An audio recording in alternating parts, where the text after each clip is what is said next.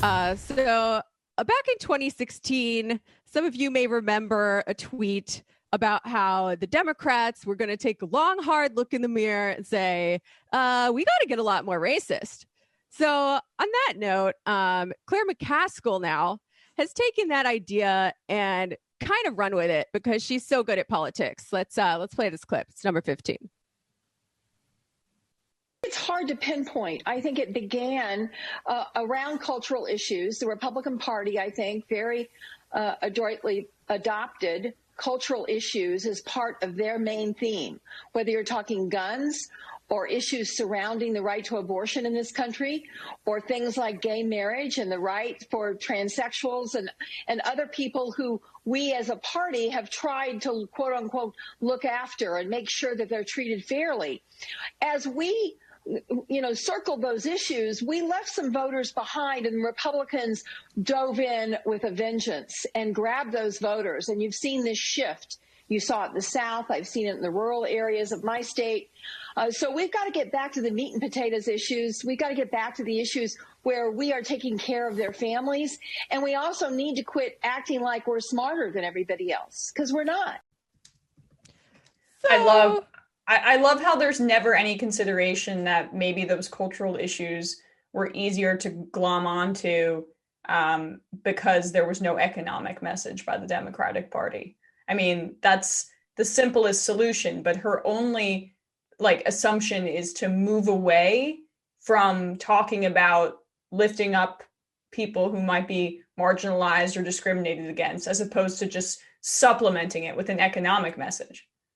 Yeah. So besides the obvious, her referring to trans people as transsexuals, right? Which that is too. Very outmoded way to talk about transgender people, and she probably knows that. Maybe she's doing it already. Maybe she's doing her anti-woke thing. Claire McCaskill, go on Red Scare. I don't know, but what do you think qualifies as a meat and potatoes issue to Claire McCaskill? Is it making sure people don't get Medicare for all because she opposes M4A? Is it siding with Trump on the migrant caravan? Is it I don't know, some kind of minor tax credit thing that does nothing? What is she even talking about? I mean, we got to listen to Claire McCaskill, though, because obviously she knows how to win elections in I don't get why. It never, ever fails to amuse me that that's the person that was hired to talk down to Democrats and progressives about how to win. Well, did you see who apparently ran the Democratic super PAC to elect members to the House? Robbie Mook, notorious right. Robbie Mook, who how do you get another job after losing that 2016 campaign? And then he just lost multiple seats for the Democrats in the House in an election where we're in an economic depression and people are feeling extreme pain, tens of millions without health insurance, low wages. 61% of Americans won't have any emergency funds or savings by the end of the year. Plus, over 220,000 Americans are dead from COVID-19. It's the biggest political gift because things are so bad. And yet the Democrats lost seats in the House. Lost seats. I mean, that wasn't even in most election forecasters' realm of possibility. So I good job, Robbie Mook. I'm so glad. I'm sure he'll get employed to be, Biden's chief of staff now. Yeah. Right. They'll somehow replace Nancy Pelosi with Robbie Mook. Yeah. I also want to really spotlight, when we talk about the Democrats doing identity politics, what are we even saying?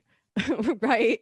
Because, identity politics as a term was coined by the Combahee River Collective, which was a group of queer, Black, Marxist feminists who wanted to look at axes of identity and the way that they intersected with class oppression, because that is the only way to actually liberate people. It doesn't mean what it has come to mean, which is pure, empty virtue signaling on the part of the left wing of neoliberalism, right? You actually can't be for trans rights or for civil rights or whatever if you don't also want to take care of people's basic material needs. So it's a little weird to think that the Democrats are even doing identity politics to begin with. Maybe we need a new word. I don't know. Yeah. Also, a really bizarre argument from Claire McCaskill when, again, we talked about this earlier, but Trump did better this year than in 2016 with Blacks, Latinos, and women. Yeah. The only group he did, the only like demographic that he did worse with was white men. I mean, obviously he still won them over, but he did worse with them. Well, as of now, I mean, we're going to have to look at the data more closely because exit polling can be really, really shoddy. But it does seem super clear, at least on the Latino point, that Trump has made significant inroads with Latino voters. He invested a ton of money in ad buys on Spanish language channels, even though he had less money than Biden by like a country mile. I mean, the Biden campaign was basically saying to the media, we do not care about appealing to Latino voters.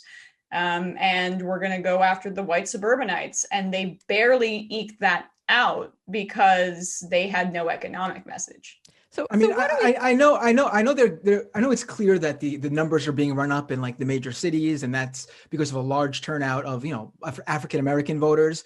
But I also do think the fact that Biden won Michigan, Wisconsin, he's going to win Pennsylvania in my estimation, and he did much better in Ohio. I don't think that's possible without him winning back some like blue collar white male voters, to be honest. No, he could have done both, is what I'm saying. Right. They played not to lose as opposed to play to win. So I would like to see more analysis on the Hispanic vote, because Hispanic as a category is even less descriptive than white, black, like actual races, right? Because Hispanic just refers to the language that you speak. There are white Hispanics, right? Spain's in Europe last time I checked. Right. And those people are white Hispanics. There are black Spanish is not an indigenous language. Right. There are all different races identify as Hispanic, and there are real class divisions as well. So I would like to know if Trump is just turning out a richer, whiter cohort of Hispanic people or Latinos, whatever really imperfect descriptor you want to use, or if it's more like the vote among poorer Latinos with less proximity to whiteness is being depressed. I think it could be both, just because of what we're seeing in Texas, where Biden lost ground with Latino voters too in areas around the border. But again, that's what we're seeing in the election, and it hasn't even been 48 hours. Texas is such a disaster. This is actually what I think, and I have no real data for this yet, but from culturally speaking, I think from being so online all these years, what I've been seeing progressively more and more is this love from a lot of Latino and Black men between the ages of like 30 and 45, like older millennials to like Gen X, where there's this love for like the hustle culture. And like all about the like becoming an entrepreneur and bragging about working 24/7. And I know it's bullshit, but Trump has built his entire brand around that. He's Mr. Successful Businessman. He's all about the bravado of his success as an entrepreneur. He's kind of like in real the estate. Ultimate influencer when you think about it, right? Right. And dovetails with influencer culture. And there's all this, like, especially among like people who want to become like tech billionaires, this whole aspirational working 24/7, working on the weekends, 18-hour days, never seeing your family or girlfriend or whatever. And I think if you look at the demographics that like that stuff really resonates with, and the demographics that Trump ran better with, I think you're going to see overlap, quite honestly. And I think it's because of that cultural thing where they think Trump is that guy and they want to beat Trump and they admire his bullshit fake success, but obviously they don't know it's bullshit fake success. And that sort of brought them to him. Well, that's the American dream, right? That's what makes Donald Trump the perfect American president, down to like the reality TV stuff. I mean, he is the embodiment of at least modern day America, sadly. Yeah.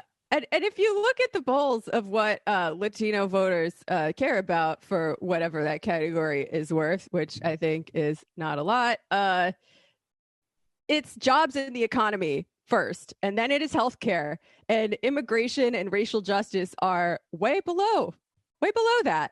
And at a time of economic crisis, it's not that surprising that a lot of people would default to a kind of economic nationalism that is presenting itself as some kind of shelter from the ravages of the world market, which is very confusing.